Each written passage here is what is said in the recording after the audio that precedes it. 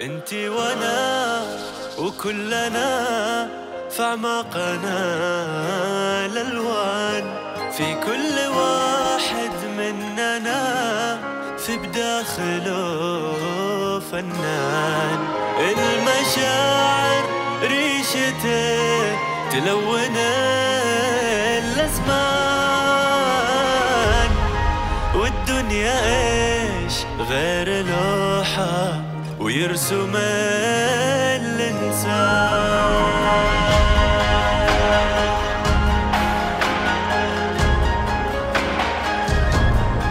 ارسم حياتك، خلي ذاتك تفتح الأقفال، كسر جدار الهم في بك وابني الأمان. أجمل الأفكار تولد من الأحزان، والدنيا إيش غير لوحة ويرسم الإنسان.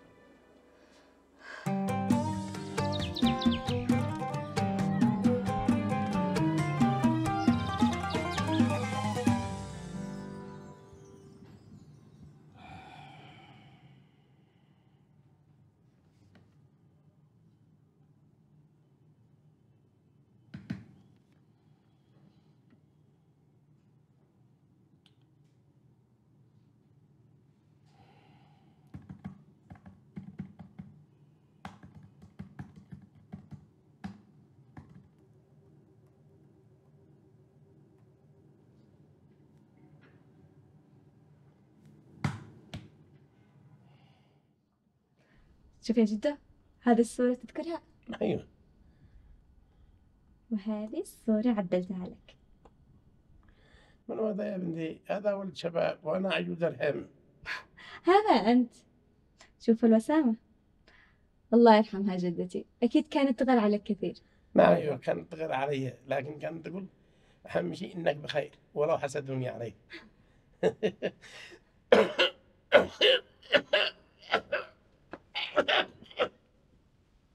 بسم الله.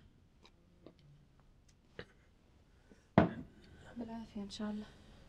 احس نفسي تعبان، الشيء انام شويه لما يأذن في يميني اصلي واشرب علاج. طيب حاضر من عيوني.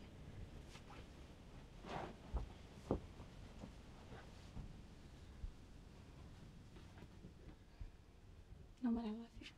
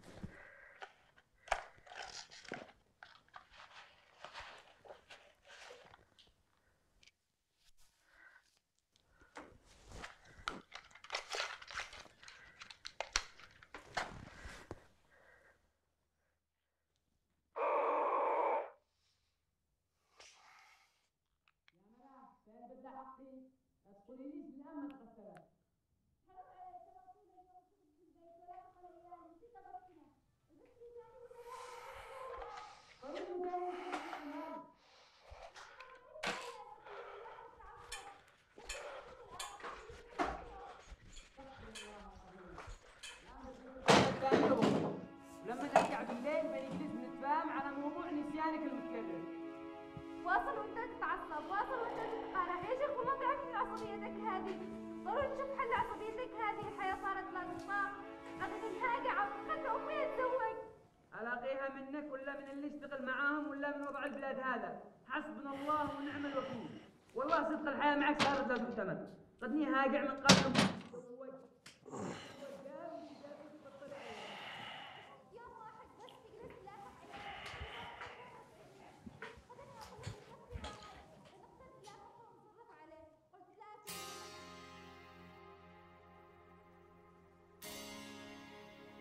انت داري انه المقابلة بتكون بالراديو وما حد بيشوفك؟ عارف، بس برضو ضروري أكون أنيق ولا إيش رأيك؟ انت دايما انيق، بس لو نزيد نصلح هذه شوية بيكون شكلك اجمل. أنا من دونش مش هكون ضايع. لو حصل لي شيء بترجع مثل رجول الكهف. لو حصل لي شيء حياتي كلها حتكون أحزان، احتمال يجنن.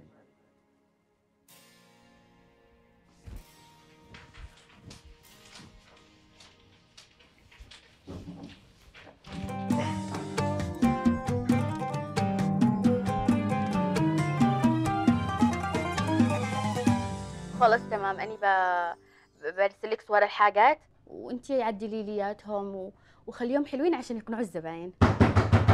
أمال أمال بروح وبرجع لك. طيب طيب ايش فيها كمال؟ مالك خير؟ اشتون اشتغل لما ينكسر ظهري بالاخر ما فيش راتب زي الناس. استهدي بالله يا كمال، والله العظيم بتلاقي شغل وبتنحل، وبعدين انت ابن علم بدات تدور على شغل وانت عصبي زياده عن اللزوم. يا شيخ انا تعبت وانا ادور على شغل ولا لقيت. بتلاقي. اهدأ يا كمال، والان بجيب لك الغداء وبطل عصبيه، استويت تصيح بسبب وبدون سبب. ما اشتيش غدا ولا حاجه. بعدين انت ايش قصدك لما تقولي لي اهداء؟ ايش انا مريض؟ انت بس كوني اسمعي كلامي ولو مره واحده. بابا شوف رسمتي عملوا لي نجمة. روحي عند امك اللي كل يوم تعملنا احنا محاضرات، بيت ما نحصلش فيه بالراحه. كمال بني تغدي وبني نرجع نتفاهم يا كمال. مش فاضيلك، بروح انام.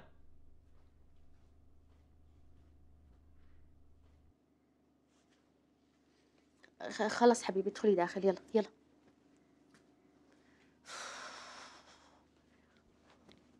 جود. بدلي ثياب المدرسة يلا. حاضر ماما. معلش اني اسفة. لا عادي. شفتي المنشور الأخير حق الأستاذ كريم؟ لا والله ما شفتوش، كنت اشتي اشوفه بس انشغلت. ايش في بخير؟ المنشور الأخير صراحة حلو. أنا دورت عن الموضوع بالنت، الموضوع عن كيف نتكلم على الآخرين ونحاول نفهم الدوافع لما نقول شيء معين ويكون في تعاطف معهم، وهذا يسهل التواصل مع الآخرين. بس الموضوع شوية معقد. شوفي على حظ معي، والله العظيم هيك كنت بستفيد من الموضوع جدا لو شفته. تمام، بس الأستاذ كريم يشرح لنا أكثر بتسجيل صوتي وارجع أرسله لك. خلاص تمام. أمال طب خلاص مع السلامة، بنتواصل بعدين. أوكي مع السلامة.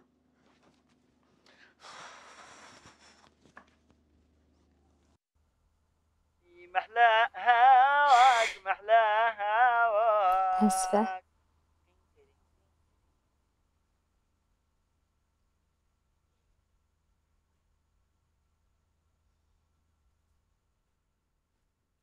إيش استفدتي من القصة؟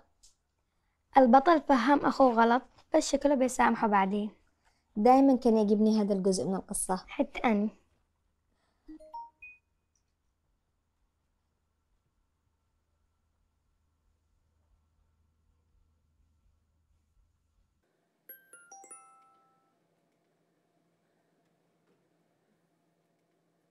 طيب أنا بشرح لك بعدين، بس حاليا أنا مشغول شوية.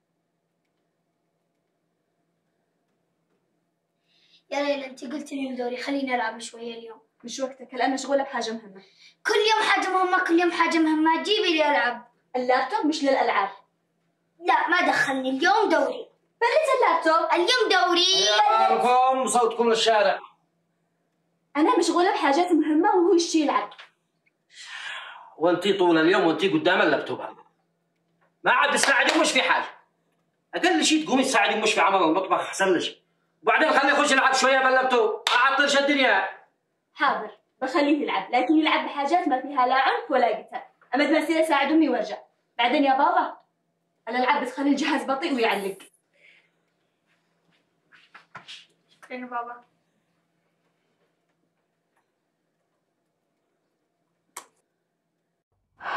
5000 حقدوها عمتي الغالية. بيبقي معي كهرباء ومي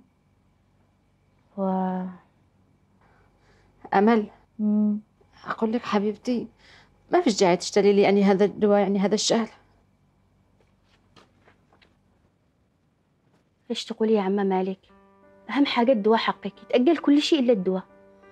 يا بنتي أني بدالك، شوفي كم معك مصاريف وأنت كم بيكون جهدك. يا عمة يا حبيبي،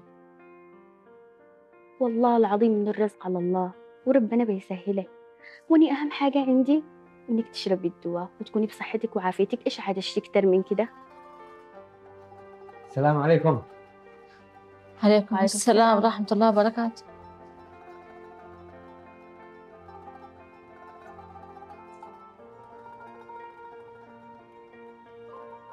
كمان ينفع لو سمحت نتكلم بأمور الشغل بس بدون متعصب؟ يا أمال يا أمال، تعبت وأنا أدور على شغل، قفلت كل الأبواب.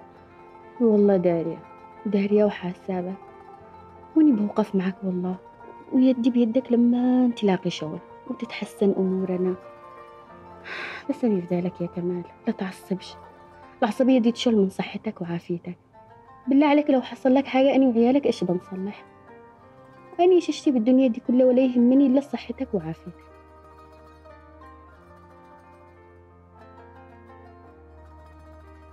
الله كريم.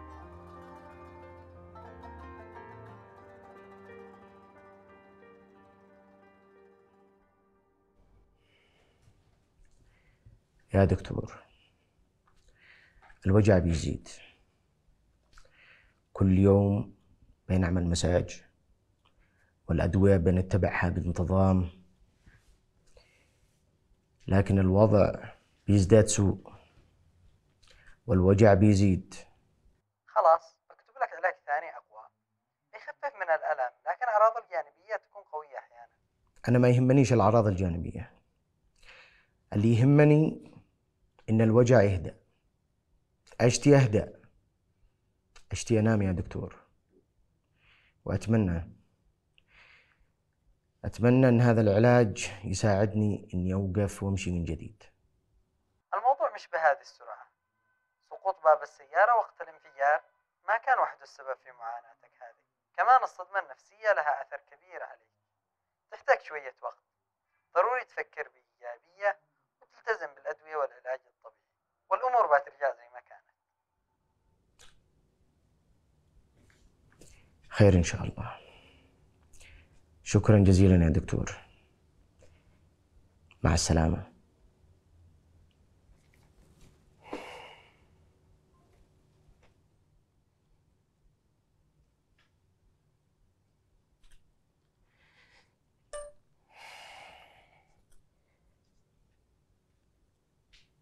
أنا سعيد جدا باهتمامك في موضوع التواصل غير العنيف، وأنا عارف أن الموضوع معقد جدا.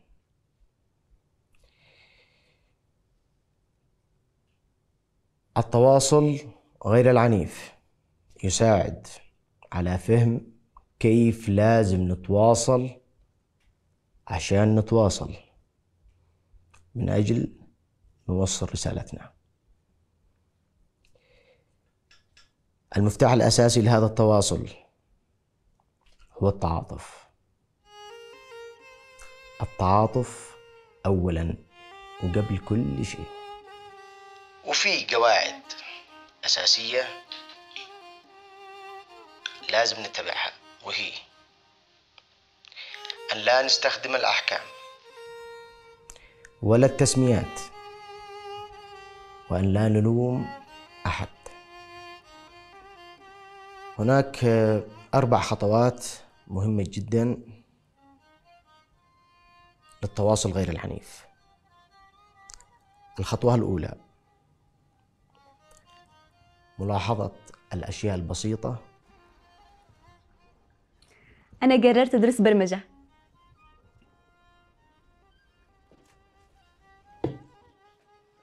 حلو، بس يا بنتي ظروفنا المادية هذه الأيام صعبة جدا. حدد حقائق ملاحظاتك فقط ولا تحاول تفسيرها. أنا مش طفلة، أنا قادرة أهتم بنفسي وبكل اللي في البيت، وأنظف وأطبخ. بس الواضح أن خلال ال6 أسابيع الماضية أرى أنا حول مستقبلي أصبحت مختلفة. أنت تشتيني أتزوج ابن عمي علشان الظروف الأسرية، وأنا شاركت في دراستي.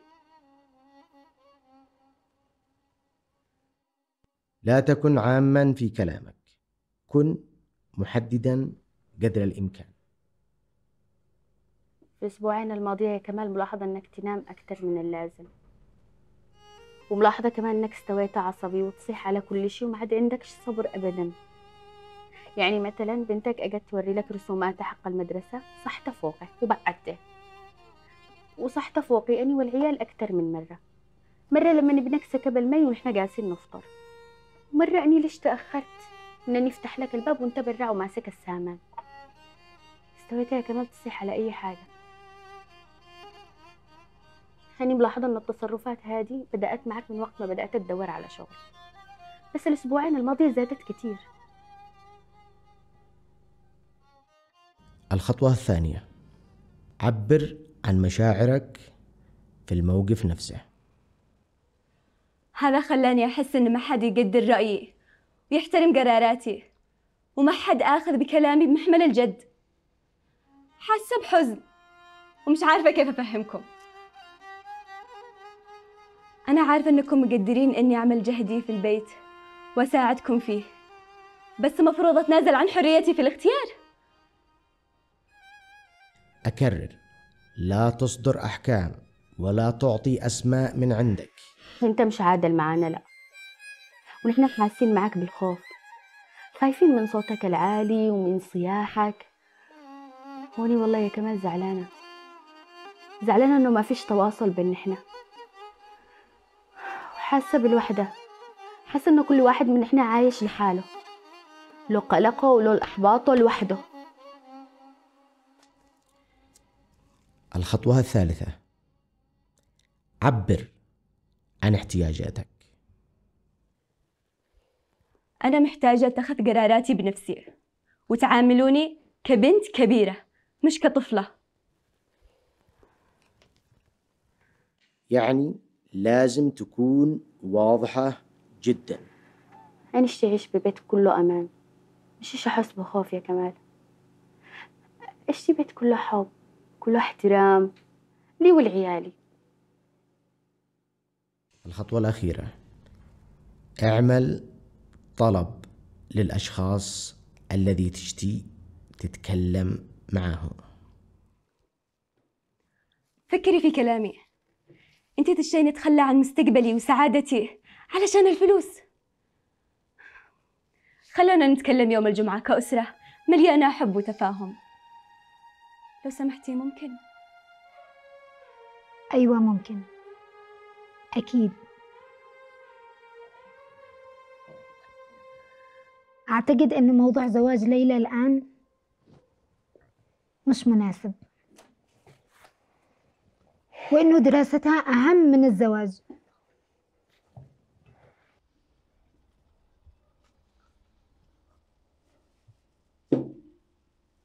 تعرفي يا بنتي، لو كان معي شيء أبيعه كنت بعته علشان مصاريف دراستش، لكن ما نفعل. زي ما يقول المثل: العين بصيرة واليد قصيرة. ما معش يا بنتي إلا إن أنتي تدرسي وتشتغلي علشان تصرفي على نفسك وعلى مصاريف جامعتك، وإحنا هنساعدش بالذي نقدر عليه.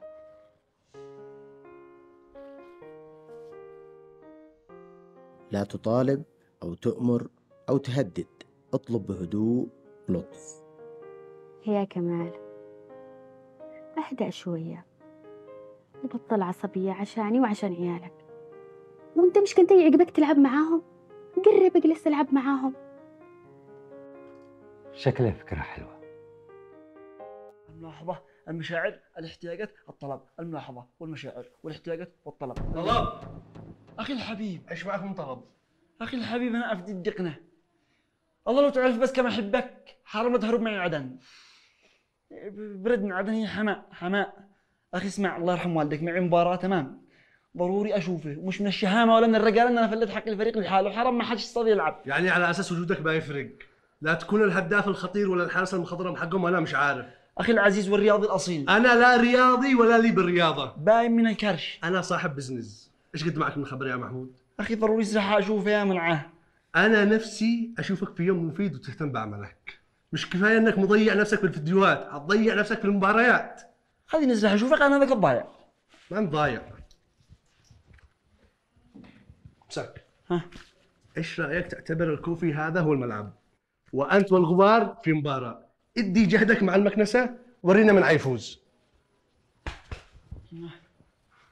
ناخذ ما نكنس وهي نظيف يا نظيف ملعقة من السكر، ثم نحركه قليلا. يا منفذ. منفذ الوديعة، عرفته؟ محمود. الله يصبرني عليك يا محمود. آمين.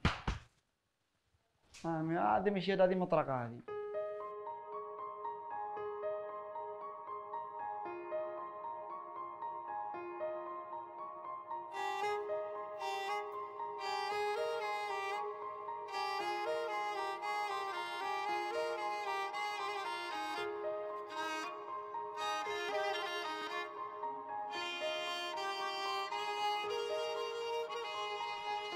شكرا كثير يا دكتور على وقتك وجهدك اللي خصصته عشان تشرح لنا موضوع التواصل الغير عنيف.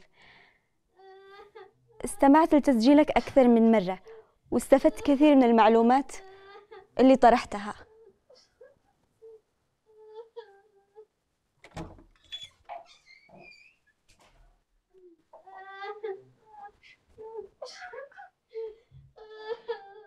ايش في؟ ايش في مالكم تكلموا؟ جدو مالهم بيبكوا؟ ايش في تكلموا؟ ايش في؟ جدو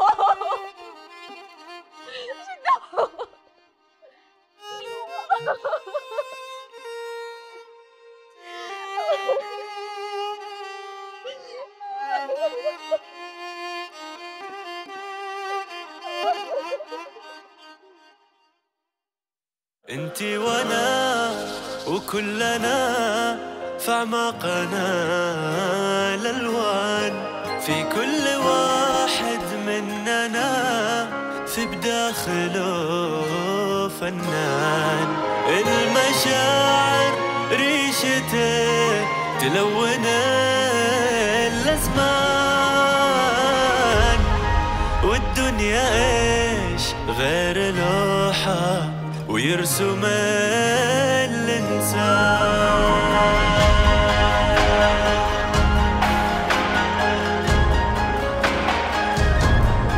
ارسم حياتك، خلي ذاتك تفتح